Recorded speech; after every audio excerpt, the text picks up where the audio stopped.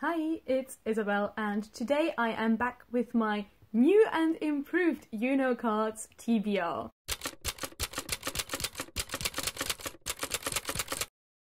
First, I want to apologise that this video goes up very late. I know that it's not really the start of the month anymore, but unfortunately this year didn't start quite as relaxed and organised as I would have liked it to, because until yesterday I was kind of stressed out trying to meet a deadline that I still had, but now I have time again to read and to do TBRs, so I hope that you are still in the mood for some fun, chaotic TBR energy, because I definitely am. As you might have noticed, I took a month off in December from the TBR game, which I really needed, but now I am kind of refreshed and motivated again to get back into the TBR game.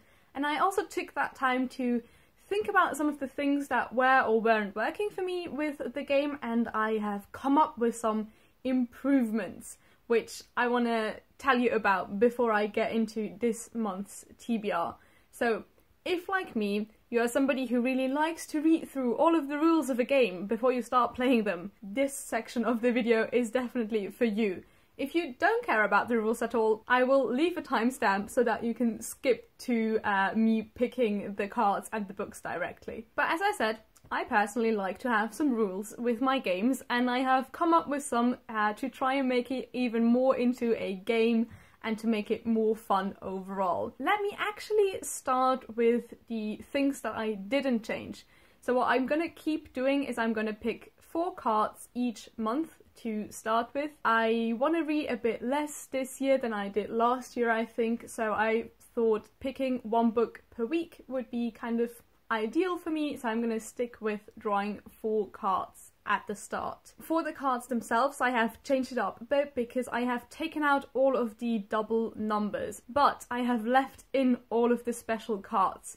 So I hope that we will now get some more special cards, because obviously the chance of drawing one is greater now that I've taken out all of the doubles of like the normal numbers. I have also, and I should have done this a long time ago, printed out all of the prompts and I have stuck them to the cards. So I'm just going to show you like an example. So the cards now all have the prompts on them so that I don't have to look them up every time, because that was just a hassle, and I don't know why I didn't do the prompts on the cards earlier, but I have done it now, which is probably completely irrelevant to you, but I like that I have done it.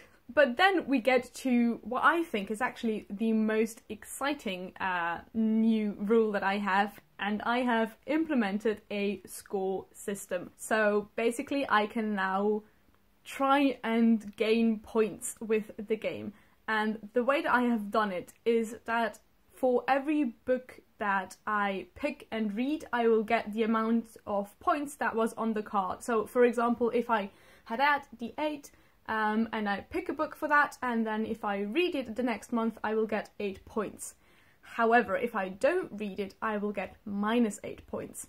And the way I have done it is I have put the prompts that I find harder to fulfill, or that I really want to fulfill, on the higher cards, so that I'm motivated to really get to those books. And I have decided that zeros or unnumbered cards, so like wild cards and stuff, count 10 points. Because I think if I get to pick a book myself, I better read it. And I will also gain 1 point for every book that I read that wasn't on my TBR, just because I think that's nice. But then of course just having the score itself would be kind of boring, so I have also implemented some benefits that I can have from gaining points, and some punishments if I lose points, because I think that's always the most fun part of any game. So I kind of struggled to come up with like rewards and punishments in the system that I had before, but I did like that it was kind of connected to my book buying. So what I did now is, if I have plus 10 points, I will allow myself to buy a book.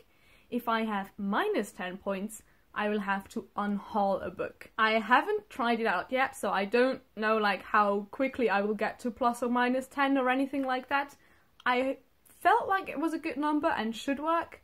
Maybe I'll have to switch up the rules in the future, but those are the rules as they are right now. I hope this wasn't too confusing. I will probably also put some words on the screen for you to follow along with the rules, because I felt like I didn't make that much sense just now. But I hope it'll all make sense once I actually start playing the game, which I should probably get into, because I feel like this intro has gone on for long enough. So, as per usual, let's shuffle the cards. And then I will pick 4 cards, as I said. 1, 2, 3, 4. And we have my little stack that I will start with. So let's see what my first prompt for the new year will be. A 2. Interesting. 2 is a cold climate. Ooh, I like that. I like cold climate books. That's why it's only a 2. What should I pick? Ooh, I know. I should pick one of my books that I put in my seasonal reads, because most of them had a cold climate. I think I have one behind me. Yes, here it is. So for cold climate, I will pick Children of the Cave by Virve Sammalkorpi. This one is a book that has been translated from Finnish by Emily and Fleur Jeremiah, and I have read this one before and it made it into my top 10 of 2019, I want to say, and I really want to reread it. It's set in a rural Russian area, so harsh winters, cold climate, and it follows a group of explorers who find this cave inhabited by children who have some animal traits. So like some of them have like fur or like ears like a cat, something like that. And it's all about how these explorers then interact with these children, how they view them. And I found it really interesting and I'm excited to reread it. Alright, next card we have a skip card. That means that I do not have to add a book to my TBR. That's also nice. Okay, so moving on directly from that, we have, of course, a +2. So, as you know, a +2 means that I have to go back to my big stack of cards and draw 2 more cards. Oh well, I guess it's a good thing that I had my skip card right before this, so I don't have to read that many more books actually. Okay, so I now again have 3 cards. And my next card is a blue 1, and that is read a short book. I love that prompt. I love reading short books in general. That's also why it's a 1, because like I read short books all the time. I found out that I think my average book last year was like 250 pages. So I should have quite a few of them on my TBR. Let's see which one I am in the mood for. Oh, I know. I'm going to pick for my short book prompt The Narrow Road to the Deep North by Matsuo Basho.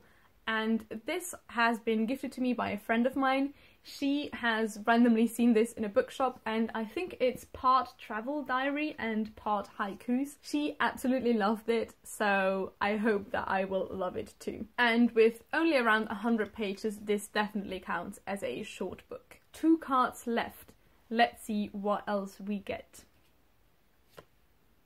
A blue 4, and a blue 4 is a new release. This is exciting and I know exactly what I'm going to pick for this. The Devil and the Dark Water by Stuart Turton. I have bought this for my birthday in December because it is one of my most anticipated releases, or like was one of my most anticipated releases of 2020, and then I didn't get to it in December. I was really sad about it, so I really want to read it now. So this will be my pick for new release. And then what will hopefully be my last card for the month, a yellow 4. So a female protagonist. I should have quite a lot of books that fit that criteria of having a female protagonist, so I'm now thinking if I want to go for one that I have on my TBR or if I want to pick another reread, because let me grab the book up here. Annihilation by Jeff Vandermeer has a female protagonist, and this is the book club pick for my in real life book club for January. I picked it, so I have already read this multiple times, but I want to reread it again because I just love it so much that I want to reread it all the time, basically. And I'm also going to write my bachelor thesis on this, so I will have to reread it in the very near future anyway, so why not make it January? So that is my pick for female protagonist. So that's already it. Those are the 4 books that I will hopefully get to in January. We have The Devil and the Dark Water, Annihilation, Children of the Cave, and The Narrow Road to the Deep North. And as I've said, I have now implemented my points system, so each of these books will give me a different amount of points for reading them, which will hopefully be a lot of fun to wrap up next month. But now my foot has fallen asleep, which is a sure sign that I should really stop filming. Thank you so much for watching, and I will hopefully see you in my next video. Bye!